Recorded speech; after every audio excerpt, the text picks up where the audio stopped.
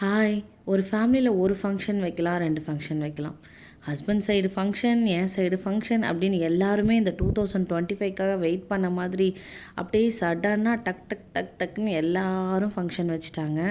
நாங்களும் இந்த 15 டேஸாக வந்து ஃபங்க்ஷன் மோட்லேயே வந்து இருந்துட்டோம். ஆனால் சும்மா சொல்லக்கூடாது, போயிட்டு வந்துட்டு இருந்தது ஒரு மாதிரி அலைச்சலாக இருந்தாலும் மேரேஜ்லலாம் வந்து பார்த்திங்கன்னா செம்மையாக வந்து ஃபன் பண்ணி என்ஜாய் பண்ணிகிட்டு இருந்தோம்.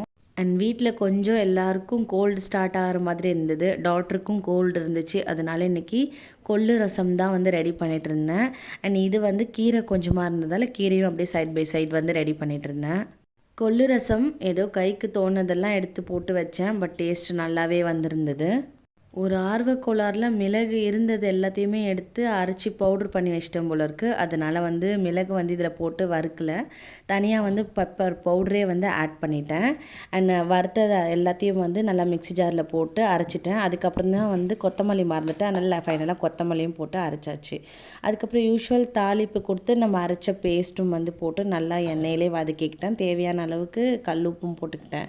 அண்ட் அதுக்கப்புறமா குழம்புத்தூள் 1 ஸ்பூன் போட்டு தேவையான அளவு தண்ணி, அதுக்கப்புறம் அகெயின் உப்பு சேர்த்துட்டு கொஞ்சம் லைட்டாக கொதிச்சதுக்கப்புறமா புளி தண்ணி ஆட் பண்ணிவிட்டு கொஞ்சமாக கொதிக்க வச்சு கொத்தமல்லி போட்டு இறக்கியாச்சு. அவ்வளோதான், சூப்பரான கொள்ளு ரசம் என்னோடய ஸ்டைலில் ரெடி ஆகிடுச்சு.